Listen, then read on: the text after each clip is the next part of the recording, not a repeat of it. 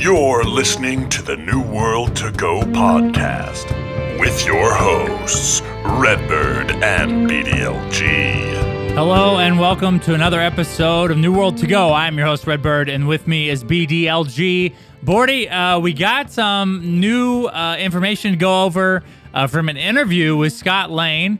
So we're going to go over that today. Obviously, the Winter Festival is also on its way. Should be tomorrow. If you're listening to this today, we should be able to download and play that tomorrow.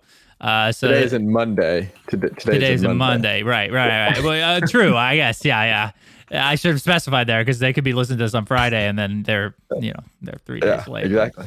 But so guys, today's Monday, and before we get into the podcast, if you guys don't mind leaving a 5-star rating review on any of the podcasting platforms, we really appreciate that. We've had a ton of people do that now. It really helps us find or be found through that system. So thank you so much for doing that. And then, of course, if you're on YouTube, hit the subscription button, the notification bell. It's free, guys. Just hit the button.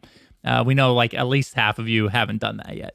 Well, maybe not our podcast listeners. They're the best people.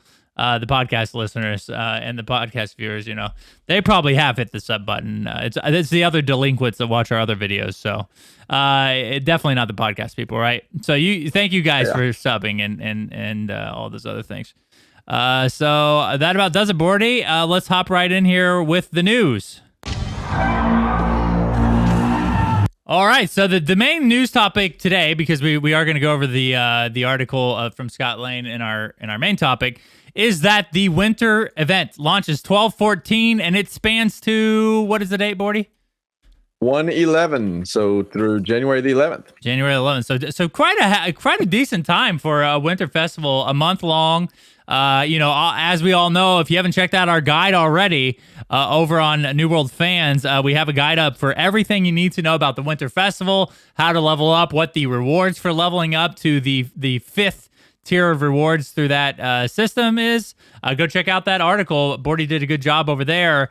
Guys, you're going to have a new faction to grind, lots of new rewards, lots of new kind of items and events that are going to be part of this festival. Bordy, tell us a little bit more about what to expect in the winter event. Yeah, dude, I don't know about you, but I'm super excited about this thing, man. This is our first actual event we're going to have in New World. Obviously, we had the turkey thing come in. That was really cool, I thought, but it was kind of an afterthought. And I think that came in after because of all the issues. We all know what happened there. But this first event's like the real first full-fledged, fleshed out event, dude. And it's really, really cool. If you haven't had a chance to go on the PTR and check it out, you're in for a really nice treat because all of the settlements in Eternum are going to be nicely decorated. There's big trees in the middle that you have to go to. They're called these big trees of light that play a part in the event. It's really, really dope, man. I am, for one, super excited about it, just to go get in there and grind out some new rewards for the new event leader. Basically, it works like a faction leader. Like whenever you're going to turn in your missions or your quest at a faction, you rank up within that faction. This works the same way, man. You go to the Yeti, you turn in your quest, you gain experience, you gain rep, basically, for the Winter Convergence event. And then as you progress through the ranks, you can get better and better rewards, and then you pay for those rewards via tokens that you're going to collect during the event. So there's going to be a lot to do. It's not going to be something you're going to be able to do in a day. It's going to take you a little while to get through all of the ranks, which is really cool. It's going to be a lot of fun, man. I am super excited. And they're also adding a way to gain gypsum from this event now too, which I thought was an incredibly awesome adjustment or addition to this event as well, because now not only are we getting gypsum included with this patch with everything else, they're also incorporating that gypsum system into the winter event, which I thought was really dope, man. Well, and it's going to be, this patch is not just the winter event. Obviously, we covered a lot of that on the last episode. We are getting gypsum, like Bordy stated, getting some adjustments to PvP balancing and everything like that. We're getting the expertise system, which I'm really excited about, Bordy. Because I'm excited to see if the watermark system that we all kind of have adapted, and we have that watermark, tool on New World Fans that helps you keep track of your gear score. I'm excited to see if those are accurate, man. Because I got a 600 on a lot of my gear slots, but I'm hoping to see that nice 600 expertise level when I log in tomorrow. Yeah, big same, man. Yep. So yeah, lots of exciting things. I am excited. I'm glad that they added a way to get gypsum through this event. And you would think that because they have mentioned there are several holiday events that they want to do throughout the year in New World. We would hope that diamond gypsum returns through each of the different festivals. Yeah, I'm pretty sure it will, man. The way that read is that diamond gypsum is going to be event specific. They didn't say it was winter convergence specific. They just said event specific. So I would imagine that that's going to be the case.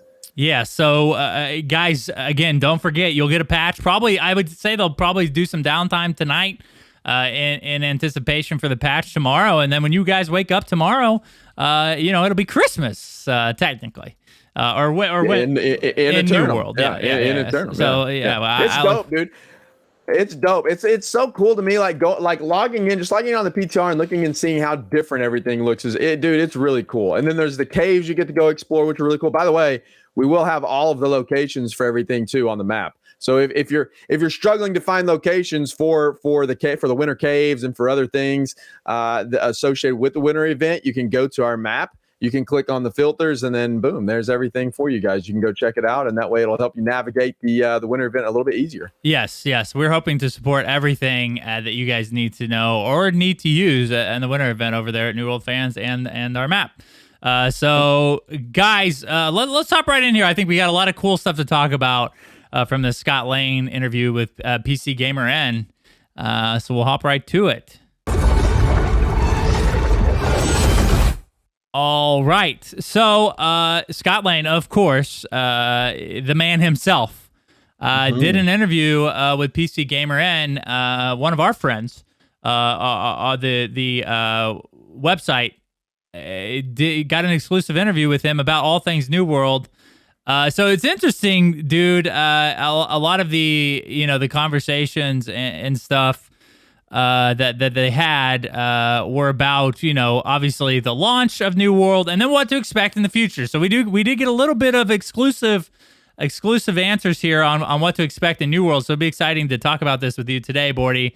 The first thing is they talked about how the game, how the launch went, and then what their experiences were on the back end of things with all of the different bugs and issues that happened with launch, Bordy. So one of the things that he kind of mentioned that they kind of not regretted, but the things that they have made an effort to change because of the instance of launch and what happened was, they felt like they were too focused on fixing the problems, and maybe they had got tied up in the the process of fixing those things, and they kind of felt like they didn't do a great job with communication with the community. So first, what was your take on that response from Scott on the the communication levels during those periods where we know they were having a lot of downtime, a lot of issues with the game? Yeah, I mean, I think he's spot on. It's nice to see them acknowledge that, but in their defense, I don't want to sound like some big fanboy or anything, which, I guess I kind of am of the game. I really am a fan of the game. I like it a lot, obviously. But in their defense, man, it is you do get caught up in trying to fix issues and fix the things in front of your face versus thinking and having top of mind awareness that you need to communicate these things to the players and to the people it's affecting. And I can understand that. I can sympathize with that, because whenever you're in a position of trying to get things done or to put out a fire of that nature, you're just focused on trying to get that done, and then you're going to communicate it after the fact. And so it was nice to see him acknowledge that and to say that they have missed some communication in some areas, and so they are working on that moving forward. And I personally, I think they've done a really, really good job of communicating things to players since that point. The dev corner on the forums is excellent. If you haven't gone and checked that out, you should. Every time there's like a big update or some big issue within the community, they always go out there and address it on the developer corner in the forums, which is nice. Now, some of the things they do and hopefully will get better at is some of these like shadow fixes that come in, some of these little shadow patches that come in, like the big, which one of them was pretty big, the changes to the elite zones that weren't mentioned and things like that they're not doing a great job communicating on. But I think overall they're doing an excellent job with communication to the community. I mean, you go look out there and you look at the things they've addressed, they've talked about. They're very blunt, very open, very honest. Whenever they make a mistake, they just say it. They say, it was our fault. We made a mistake. We're going to fix it. We're going to move forward. And I for one, appreciate that. So it was nice to see him again saying they were too focused on fixing the issues, and that that made them miss some communication. I think that's open, that's honest. I think it's valid that you're trying to put out these fires, and so your priority is not communication at that point. Your priority is to fix the problems, and so hopefully they'll just do a little bit better job of that moving forward, and I think they will, man. Well, and I think it's good to see the knowledge. I mean, to be completely honest, no, I was just gonna say, to be completely honest, I think it was very obvious that there were problems. I mean, what good? Yeah. I mean, obviously, it would have. What are they gonna say? Right. Well, yeah, we know that there are problems, which is a classic dev statement, right? We know that there are issues with this. Like to me, yeah, exactly, which is fine. Like that's a 2-second thing, and I can understand where that could give at least a peace of mind to players. Like, okay, they are addressing it. Yeah. But other than that, I don't really think I don't really think I question the sincerity, especially of Scot Lane. I remember me and you have been here for a long time, and watching those delay videos, you could kind of see the pain in that man's face when he had to announce that the game was being delayed again. He cares about the game. A lot of the AGS team are passionate about this project, as you've seen through the dev interviews and everything like that. So, I don't ever question the sincerity of the team. I don't think that they're sitting there counting money like a lot of people say that they are, instead of working on the game or trying to fix patches. Like, no, I don't think this isn't some small indie company that just made $1 million and it's their first time to get paid. This is Amazon. They'd have a lot of money. It's not like they're hurting to try to make this game to make just a buku of money. Obviously, that's going to be the end. Or they're not trying to run and gun, right? They're not trying to take the money and leave. Exactly. Get all of the launch money and then go out. That's not what they're in here for. They are trying to create a valid foothold within the gaming industry, and to do that, you're not just going to make an MMO that's wildly successful on launch, gather up all the money, and then leave. Like that's going to be very bad for your reputation in the gaming industry. Not good. So they're not out to do that. So I agree with you, man. I've never had the feeling or the sentiment that they're just over there counting their money and running away with the game and they're done with it. Like I've never got that feeling. I've always had the feeling that they're behind the scenes working hard and getting things accomplished. Then whenever they come out with these 4-page dev blogs about what they've been doing, it becomes very apparent. Like, dude, they are working like around the clock to get these things fixed and to get these issues squared away. And it's nice to see. But yeah, the communication thing, man, it is what it is. Like, I understand, I get it. I wasn't really too concerned about it, but I can see where other people might have been. But it was nice to see him acknowledge it for sure. Well, and there were some points where I wish they would have said something. But those were mostly towards like those big game-breaking bugs, the ones that were like the hatchet one where you could swing your mirror around, and they eventually said something about that, swing your window around, excuse me, or the dipping and the healing thing. Those things were like very game-breaking for in-game, and those are the moments where it's like, they probably at least need to say like, we are addressing this, and hopefully, we don't, obviously, sometimes they don't have timetables, right? They don't understand like what it's going to take to fix the problem, which I can completely understand. But just the idea that they are working on it does help give some peace of mind for sure. So moving on to the next one, and they kind of, I thought this was a good little piece in the article. They had mentioned that, because the question had kind of came up like, how do you balance both your maintaining a good and healthy live client and then working on new content? And they gave a good answer, I think, or Scott gave a good answer about this to kind of clarify some things. Obviously, live is a priority. They're constantly working on fixing bugs and putting out patches that are going to improve the quality of the game for players that are playing the game. That is their number one priority. But he said this effort does not really affect us creating new content because they're separate teams. And I think exactly. And this is another thing. And me and you we're mature adults, so we can get grumpy at times. I guess I use the word mature in place of old. We're older adults. But dude, I get tired of like hearing the meme like, they had time to put out Void Gauntlet, but they didn't have time to fix these this issue or this issue or this issue. It's like, dude, guys, or like they put out a store item, but they didn't fix the hatchet bug or something. It's like they aren't even the same people working on the same thing. Yeah, it's not a very valid argument, and I'm glad that he brought that to everyone's attention because it is true. They have a very large team. They have different people segregated and working into different areas of the game, and so to say that is kind of a goofy thing to say. I think is like, well, why are they spending time working on this when they should be doing that? Well, I'm sure that department is spending time working on that. This department is spending time working on the other thing. Like they're split. You know what I mean? They have different departments working on different things. So yeah, it's kind of a goofy argument, I think. Yeah, goofy's a nice word for it, I think. Yeah. Yeah, I think obviously, if the live client isn't functioning, no one cares about the new content. So they understand that as well. So we can all rest easy and sleep at night knowing that they know something that's extremely obvious. Okay, so more time on the PTR. This is important. This is a recommendation or feedback that we provided on previous episodes. And they said that they've recognized the error in their way for that first PTR patch, providing obviously more time for content, for testing, and more time on the PTR is something that they definitely intend on doing in the future. Bordy, I think this just makes sense, right? I think a lot of games that are live do this sort of thing. They have a testing realm where players can go out and test new things, but they also need to put enough time up there to make sure that all the bugs and issues with the patch can be updated or fixed before they push it to the live client, which I think that this approach definitely helps facilitate for sure.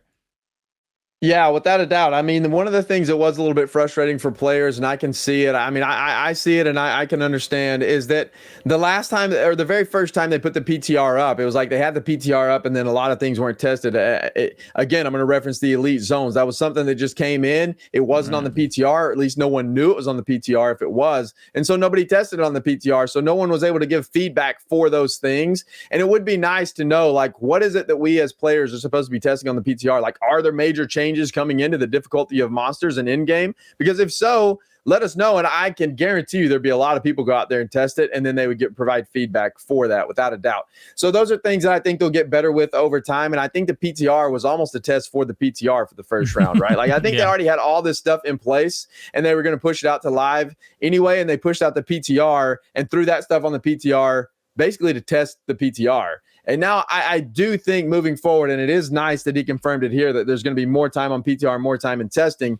I really like that because I think that the PTR is going to be utilized like as it's intended to be utilized moving forward. And I think it was just a little bit of a timing thing there where they pushed out the PTR, they threw the Void Gauntlet up, and I think they were honestly using that to test the PTR. At least that's what it felt like. And then now moving forward, they're going to use the PTR as its intended purpose. That's what I'm getting out of this, and I think that's what's going to happen. And I was excited to see him acknowledge that too. It's good because all these are things that I had concerns with, and now it looks like the PTR is going to get utilized, and it makes me happy. Hopefully we'll be able to avoid a lot of the duping and a lot of the other crazy stuff coming into the game by utilizing the PTR appropriately. Yeah, and I just hope, I don't know if there's a way to incentivize players to play the PTR. I know most of the time it's just like mostly content creators or competitive people that are testing on the PTR because they're ahead on clients, so they want to go ahead and get an edge, on the test server. And to be honest, most of the time, the competitive people don't want to report the problem that's going to be right. They hope it makes it to live, so they can use it. So there is kind of there's kind of maybe a thought that maybe even if they do put it up there, there's some sort of futility involved. But I don't think so. I think having people in there, especially the bugs that don't benefit anybody, those are ones that people will definitely report. And I think this time around, Bordy, the feedback allowed them to change a lot of things before they hit live, like the cost of the gypsum. That was one of the things that they've got feedback from and changed that immediately. They got the diamond gypsum in. They made sure that the topaz gypsum, which is the one that you craft the potion for, they reduced the cooldown and they reduced the amount of materials it takes to craft it. So, a lot of good feedback happened with this past patch of the PTR. This patch has been on PTR for at least 2 weeks right now.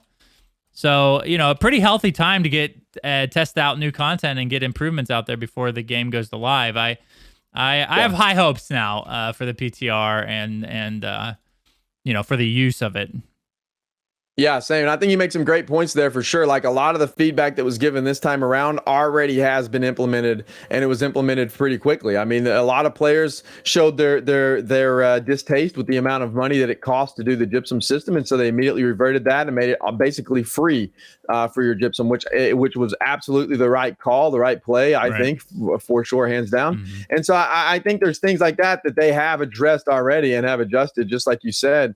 Which is awesome. So I do think moving forward, we'll continue to see the PTR getting utilized in that manner, and I'm excited for the future, man. I think that things are going to continue to get better. All these road bumps we've had along the way, man. I really hope this next patch that comes in, they can avoid just a massive disaster of a bunch of bugs and a bunch of just things that produce negative feedback, because this patch is a step in the right direction. It's going to be very, very good if they can avoid those things, man, and get back on the right track. I think it's going to be really good. Yes, and really, it only takes a few good patches to really change people's mindsets. Yeah. And so I think the winter, or I have high hopes for this December update and that effort to move in the right direction there with the patching. Here's something that was interesting as well about bugs and issues. They noted that the amount of exploits or people using exploits was small, but impactful. Now, Bordy, me and you, we transferred servers recently, but the server we came from, that was obviously the case. Not everybody was using exploits, but when the people did use exploits, it was very obvious and very game-breaking. I think this is a pretty interesting topic to kind of, for Scott to mention, right? Yeah, it is for sure. And they're aware, man. They're aware of these things that happen, as he mentioned right there. And I do think, unfortunately, here's the thing, man. Unfortunately, whenever there's exploits in the game, they're going to get blown up on Reddit, on the forums. People are going to talk about them, and then they're going to get blown way out of proportion. Now, some of the exploits that were happening were absolutely game breaking, and it doesn't matter like if there was 10 people using them. I mean, whenever you're out there duping a ton of stuff, duping all this void bent, sticking it into the economy, and doing all these crazy things, those might be a small portion of the population of the game doing that, but whenever you have that small portion doing that and pumping all these things out there, it does have massive consequences to the game.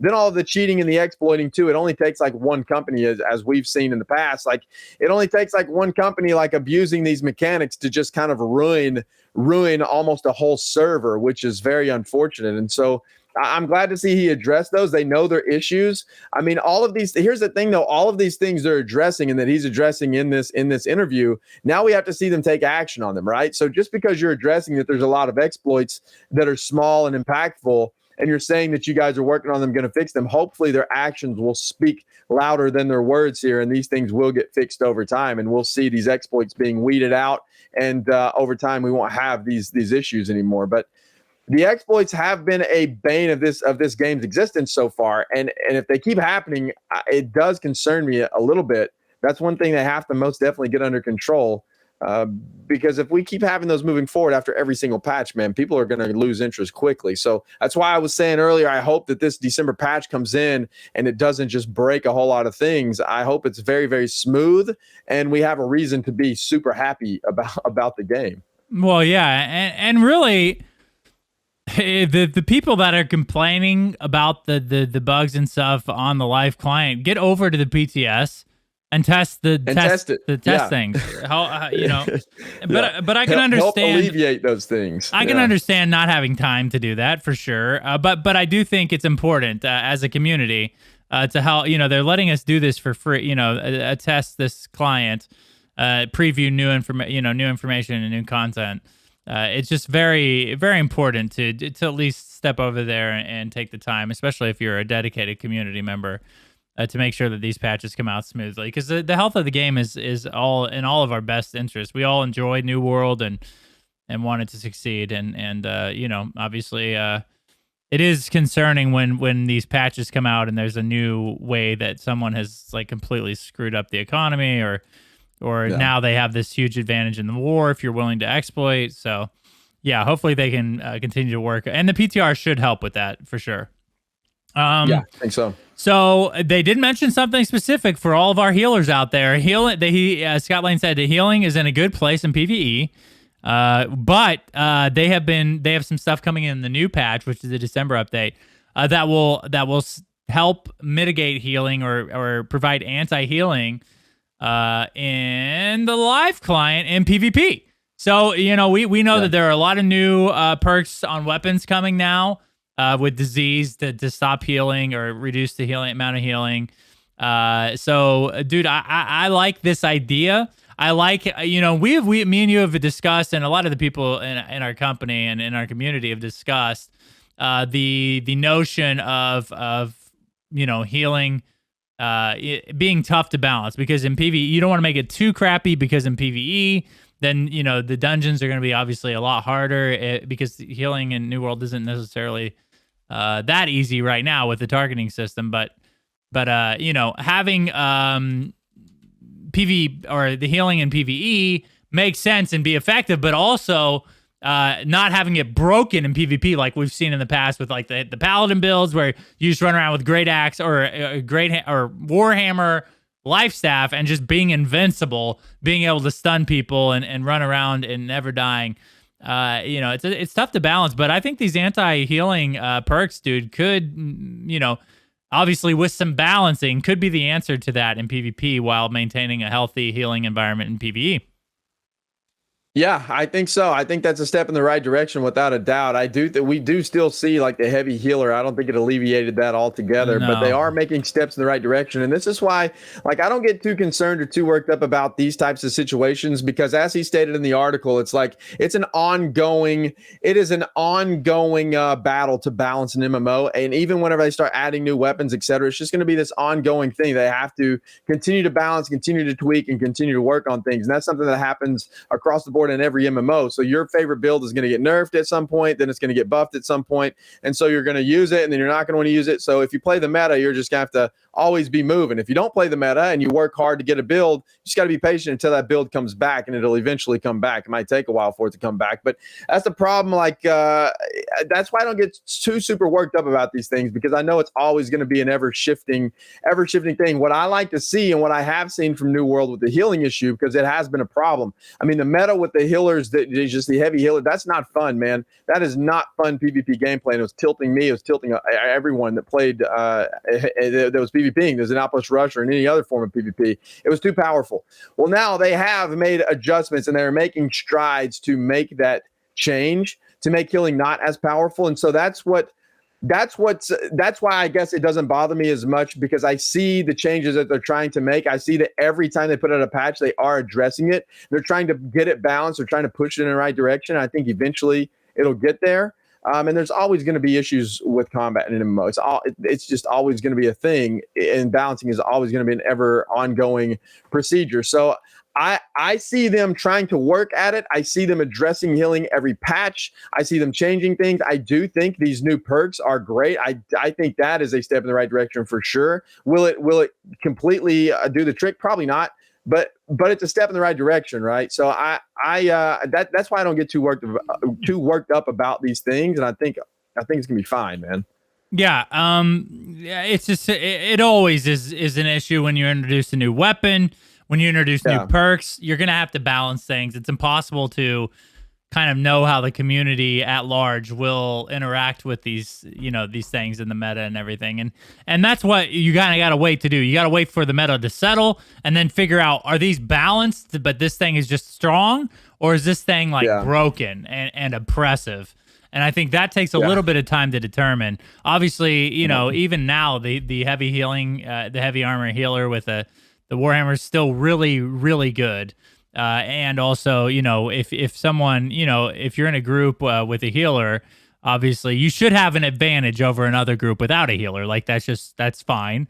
But it's where I think the solo person comes in, that this person can now 1v5 people effectively because of the strength of a certain weapon. That's when I think things need to be addressed. And I think the life staff's getting better. I don't think it's as bad as it was.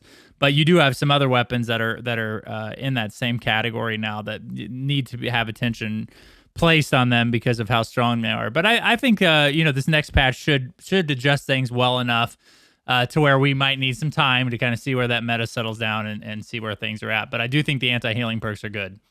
I think that they should be pretty decent in PvP for sure. So in-game is a priority, Bordy. They mentioned that. I don't know how much we want to talk about this, but it does. Obviously, they know how important it is to continue to flesh out the in-game. And I think the Gypsum system does a really good job at unifying or placing uniformity on the high watermark systems, and where now a player knows I am advancing. I saw this cool, dope-looking triangle graphic pop up on my screen saying that I got better. I think things like that go a long ways into helping people feel like they're progressing in the end game.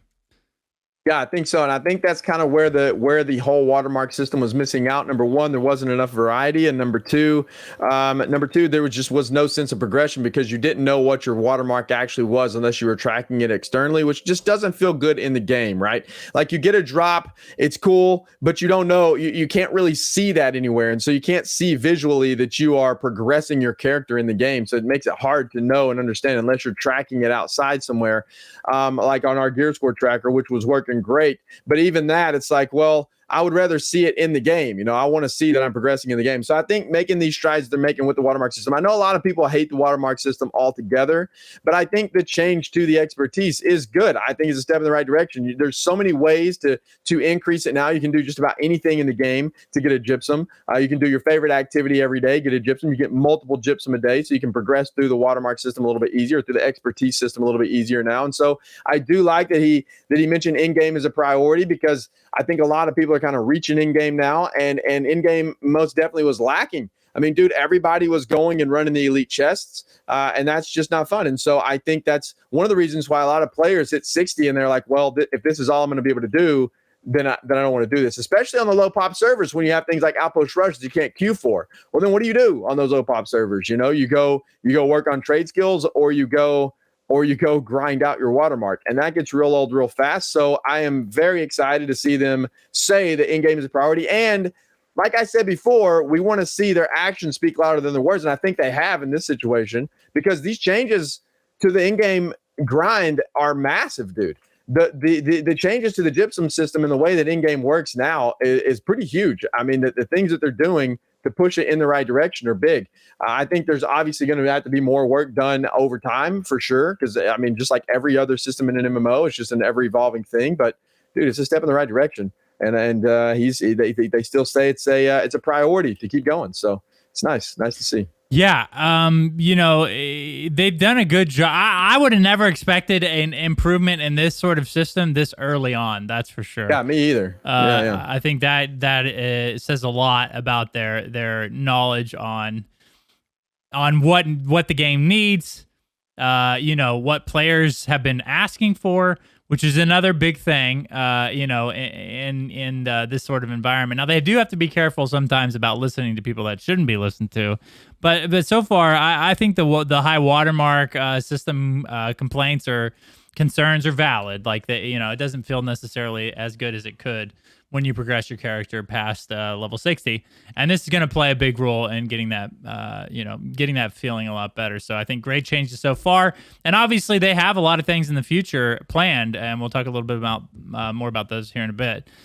They have a solution plan for faction balance. This is kind of a statement. We don't have to, and we can talk a little bit about this if you want, but you know, they currently have, you know, there is a concern about faction imbalance, and they do currently have plans in place for a solution for that, Bordy. So they didn't say anything about it, so I don't know how much we can actually talk about it, but it's nice to know that they have it, right? Yeah, and I think I've heard them mention some things before, and they kind of mentioned some of the ideas they had around faction balance in another article. It's been a couple months ago now, but it's good to see that they're still working on those things, iterating them. They have their eye on them. But yeah, he didn't go into any depth about what types of systems they have into place, so I don't really know what to talk about there, other than to say, good. I hope that it works out, whatever they have in place, because I can see that being an issue. I think I don't know, man. So far, I mean, we just now transferred over to Eden. It seems fairly even over here, but I don't know. We haven't been over here long enough to really make an assessment, I don't think. So I can see that being an issue long term. So I'm glad that they're keeping an eye on it. You know, I don't know what else to say about it. Yeah. I think that's all that needs to be said is, you know, they will constantly have to look at this because of the 3-faction system and the potential for imbalance. Like, an entire server could be overran. by one faction. So obviously we knew this was going to be a problem from the jump, even before launch. So new expeditions and new quests. Now it's just kind of, we'll tie this into here too. And Bordy, an LFG system for the expedition. So again, it's nice to hear. We know that this has been data mined, but now we've heard Scot Lane talk about it. So I think it's pretty safe to think that these things are coming in the future for sure. Yeah, absolutely. I think we'll see an LFG system along with a lot of other quality of life improvements that are going to happen without a doubt. I think those things will come over time. And I think adding those things like that, I do think will bring players back, especially the PvE crowd. I've been having questions asked in my stream a lot here lately, is this game for PvE players? And it's kind of hard to really say for sure right now that it is, because you have the tuning orb system and all of those things. So if all you want to do is run dungeons all the time, it's hard to get in there. Hopefully with the addition of like an LFG system and then adding new expeditions and new quests associated with those expeditions, hopefully they kind of push into that realm a little bit more while maintaining the PvP aspect side of things too. That's one of the reasons you and I left ESO, Red, is because they pushed so heavily into PvE aspects that they kind of just, PvP was kind of an afterthought, right? Well, New World is so heavily based on PvP right now, it almost feels like PvE is almost a little bit of an afterthought, because this game wasn't designed around PvE initially, and they're trying to kind of add it over time, which I think they're doing a pretty good job of so far. But it's exciting to know that they're going to add those things, add the quality of life, add new expeditions, and they're trying to push in that realm. I just hope they're very careful that they don't go too far into the PvE realm, that they forget about us PvP players, and don't keep working on that side of things too, which I don't think they will, because there's the faction control system, the wars, and all that stuff are such pivotal points, such pivotal gameplay components of New World that I don't think they will. And I really hope they can strike that balance. If they can strike the balance between good PvE and like engaging in-game, good tons of, not even in-game, just tons of dungeons you can run all the time, you can get into with the LFG system, get into them easier, man, I think it'll be in a good spot. Yeah, one of the things that is very, very important that we've learned in covering MMOs for a long time to people is PvE, competitive, hard, difficult, challenging PvE. A majority of the player base in MMOs like PvE. It's plain and simple. So I do hope, I've talked about this for a long time. I really do hope they have some sort of rating plan. Obviously, LFG for expeditions, new expeditions. We've heard leaks, which he did not mention in this interview, but we've had leaks and information about potential, mutations to the current expeditions that will allow you to progress from level 1 to level 10, having, the different difficulty levels of that would be very, very good for the game and pull and hold more people that enjoy that sort of thing. So I do hope they can continue to push down the PvE route, because I think it's important, Bordy. I really do for the health of the game. Yeah, same. So the next one they talked about, which I think is a little bit odd right now, is fresh servers. So basically they said that we considered fresh servers, but it's still a long ways off. I don't know how. I mean, obviously if people want that thing to have like an opportunity to restart fresh and maybe get an opportunity to go snag Everfall or Windsward right off the bat, I guess that might bring something to the table or an interest, to some of the people in the community to do. But I mean, I just think it's odd when the game is only 2 years or 2 months old to talk about fresh servers already. Like, I just think that's a tad bit strange. Yeah. What is your take on that conversation? Well, I think fresh servers right now would be absolutely goofy. Like, I don't know why you'd add fresh servers when you're trying to merge servers and all these servers have low pop. Like, that would be absolutely ridiculous. And I don't think they're going to do that at all. He said it'd be a long way off if they are doing it. But one of the things that struck me as odd, too, is that in the interview, along with the fresh server thing, he had mentioned that the reason players wanted fresh servers, I think, is just kind of a reset so that all of the territories are open or available or something to that effect. I can't remember the exact wording now, but I think it was kind of like just kind of along the lines of the faction imbalance thing, maybe. And one of the things that he mentioned in there is something, he mentioned something about like seasons, and he didn't elaborate on seasons, but he said that's one of the systems they may be looking at that, like in the future, is having some sort of seasons in the like game. Diablo or maybe along those lines. maybe along those lines, but I don't know what he meant because he didn't elaborate on that. And I don't know how I feel about that personally. I'm not real sure how I would feel about like seasons, especially if it's like a reset of territory control or something like that. Like you fight for the territory, and then like this season goes on until it goes on for 3 months, and then at the end of 3 months, the territory's reset, and then you have a whole new season. Like, I don't know how I feel about that in this game, because if you fight to own the territory, you should own the territory. With the war system the way it is, you always have an opportunity to go take over the territory. I don't know how valid or good it would be to implement some sort of like reset on that. I don't know, man. So I don't know what is meant by seasons. Nobody does at this point because he didn't elaborate, and he's never elaborated on that. I have heard them make mention of this before in the past too, and about having like implementing a season pass potentially. But I don't know what that means. Like I still don't know what any of that means. So it's too early to speculate on it. Whatever they do in that regard, I hope it's very well thought out, and very much ties into the overall gameplay of the game, because I don't know, man. I don't know about resetting territory ownership, dude. What if that's what they mean? What do you think? Which I don't know if that's what they mean. So we're sitting here speculating about it, and I have no idea. But would you be okay if territory ownership was reset after like 3 months, and then everybody just had to go fight for it again? Well, I think they could find ways to play that into like the lore of Eternum, maybe. Like the mystery of the island and all of those things. I could see where they could play something like that into the current systems. But should we really like pretend like the reason that the people that the companies that are owning Everfall and Windsward, because they're owning it, is because they got there first at this point? No. Those people, that's a good company. Yeah. That's a good company that knows how to play, to defend and play. Exactly. It's not going to change. They're going to get Everfall and Windsward within a week of the reset. So what, like, is it necessary? Like, is it viable for a system? I don't know. Maybe those people would like another opportunity to kind of win Everfall again. Because right now they're not getting, challenged or, whatever. I don't know. But I do think that it's a little early to be talking about a seasonal system when we haven't really seen, again, we've only seen about 2 months worth of content.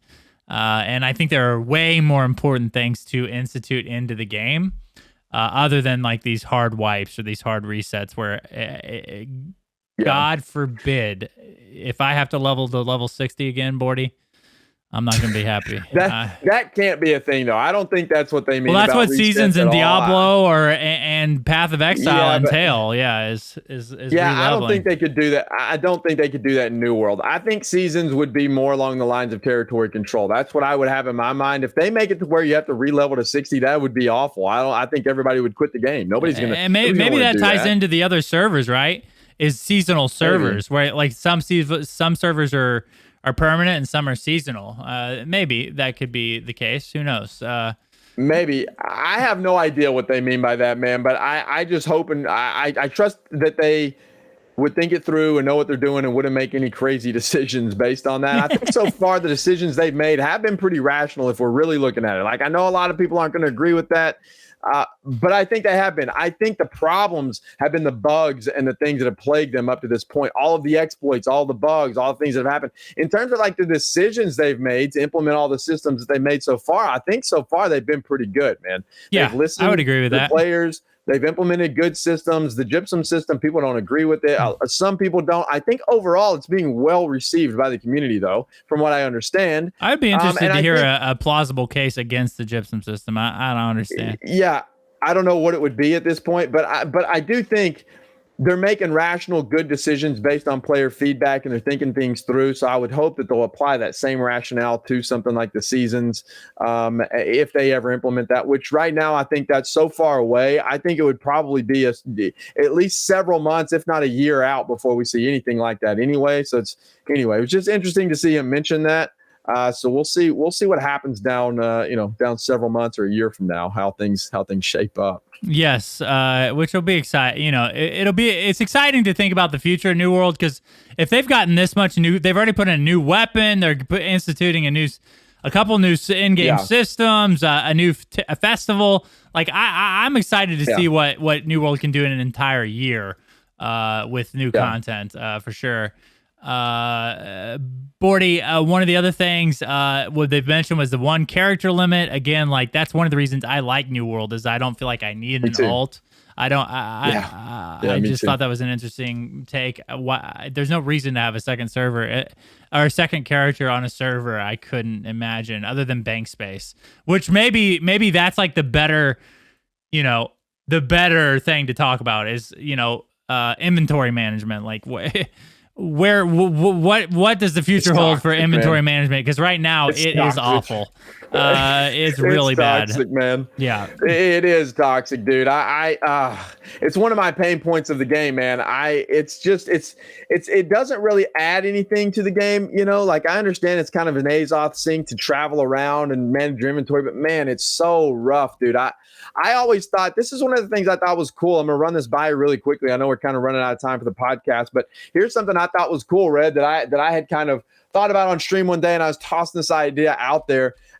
What if somehow they made it to where, like, if you're in Cutlass Keys and you get like 50 territory standing in Cutlass Keys, then you have the option to link that trading or to link that storage with another adjacent place. So then you have to go over to First Light, get your 50 territory standing over there, and then you have the option to link those together for like a fee of gold or something. And then they're linked together permanently. And then you can do the same thing with Monarch's Bluff. You get that up to 50, and then you can link that down to Cutlass, which then links over to First Light.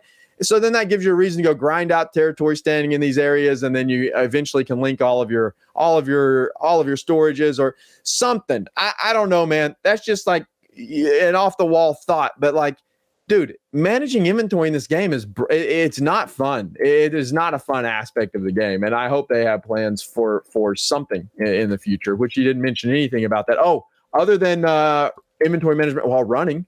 He did say that, right? Man, that's an improvement. I'll take it. Dude, I think anything that can tie to the territory standing system would be great because right now, past a certain level, it doesn't matter. Like you're getting like a fraction of a % increase of your harvesting time or the storage matters, but eventually, like it takes so long to grind out a level that it isn't necessarily worth the time. I agree. Anything they can do, number one, with the settlement system and the inventory system, that kind of kills two birds with one stone. The suggestion you made, so I like it, man. I think it would be dope.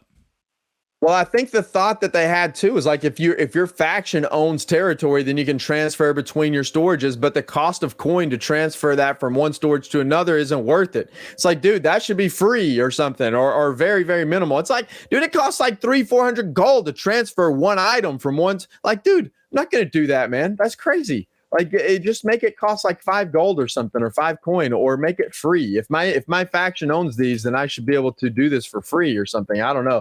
I think that idea is cool because it gives you a reason to fight for territory, and it gives you more of a reason to own territory. But then it negates it because then it costs so much money to transfer items that nobody uses it, or at least I don't know of anybody that uses it. I've never used it because I'm not going to pay money to transfer my items. I don't want the items that desperately. I'll just run over there or Azoth over there. Well, I forgot. I haven't used it because I forgot it was a feature. But it sounds like I should be. It sounds like I shouldn't have been using it anyways because it's expensive. And if we're being honest with our audience, we're both poor right now in game.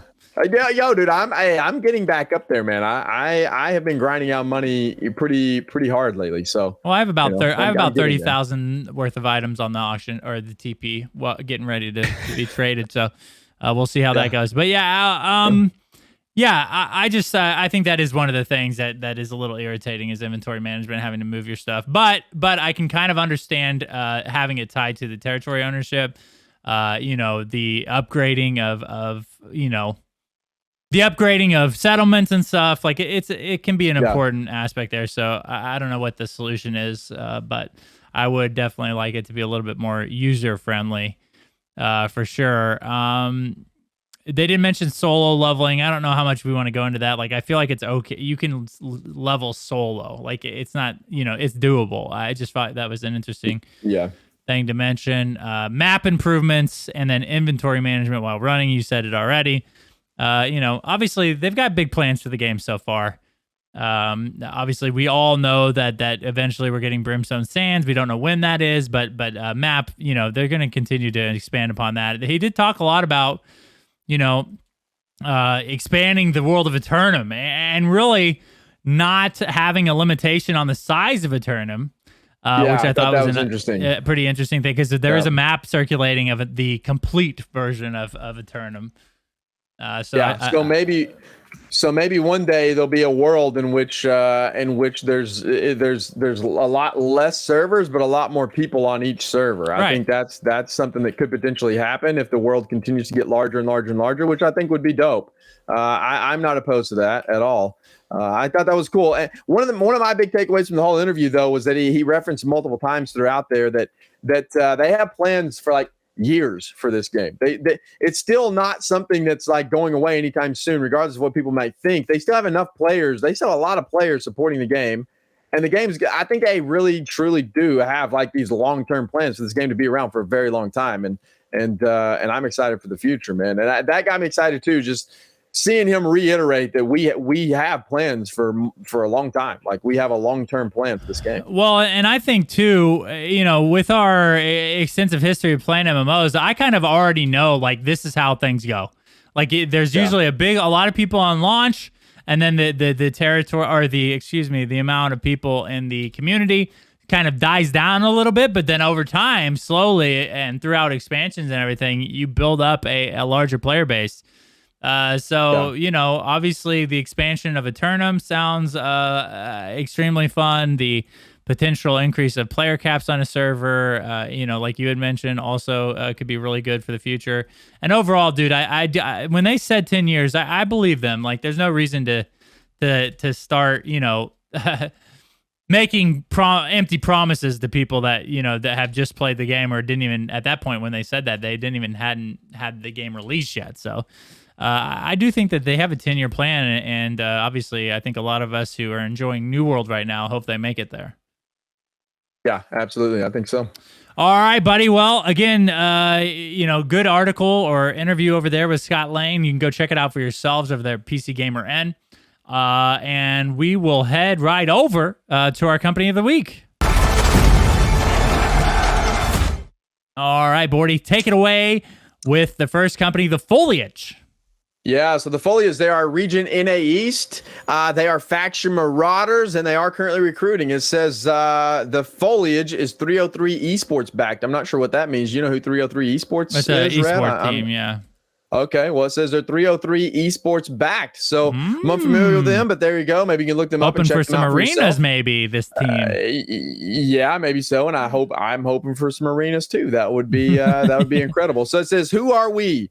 The Foliage is a group of like-minded gamers that has formed in our homegrown community and from friends of friends. They're a mix of esports professionals, streamers, longtime MMO lovers, PvP cracks, crafting buffs, and just overall sociable people. We have a strong foundation, but want to hit the ground running, and they're looking for some more members to get their company to cap so they can come out in full force. It sounds like they are more of a competitive style company. So if you want to be involved in that, go check them out. They're called The Foliage. They're an NA East company. Looks like a really dope group to be a part of. It says they're looking for 18 plus people, and you must be a decent human being, which I think is a pretty good requirement, It can be challenging to find at times on the internet. Yeah, for sure. It can be. Yeah, it can be. It says if you want to focus on territory control, PvP, and gearing up, or you're just obsessed with crafting and want to see the best items in Eternum crafted by your hands, put to good use, then you can join them. So yes, it sounds like they're very much a very competitive company. So go check them out.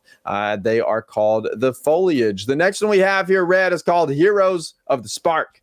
They are also NA East, and their server is Dominora. Their faction is Covenant. Those filthy freaking Covenants, bro. They have a pretty cool looking logo here, man, with the life staff and the sword with some wings around their hero gaming group. It's pretty dope.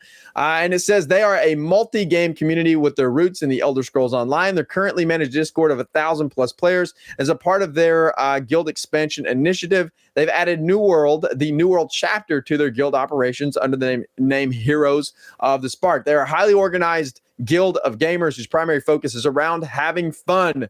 And they say, don't let that fool you, as we're also a highly competitive group of people. Our focus in game has always been around balance, serving as leaders in all aspects of the game. We also enjoy teaching and are more willing to lend a helping hand to our fellow comrades in their time of need. So it sounds like they are very much a community-focused, community-driven group of people. So go check out Heroes of the Spark. They are NA East. It also says they have a comprehensive guild ranking system, which might be pretty interesting to go check out. I'll let you guys inquire about that yourselves if you're interested in that. And of course, their information will be linked everywhere this podcast can be found, as well as the Foliage's information. That will be linked everywhere this podcast can be found as well. So thank you guys for posting on New World Fans. We appreciate it. Yes, thank you very much to all our patrons as well. Been a great episode, Bordy. Thank you. Next episode is episode 98.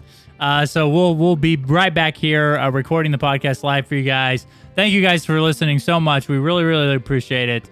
Again, don't forget to hit the subscription button if you're on YouTube. A 5-star rating review if you're listening to the podcast. Thank you so much for listening, guys. We really appreciate it. And we'll see you in another episode of New World to Go.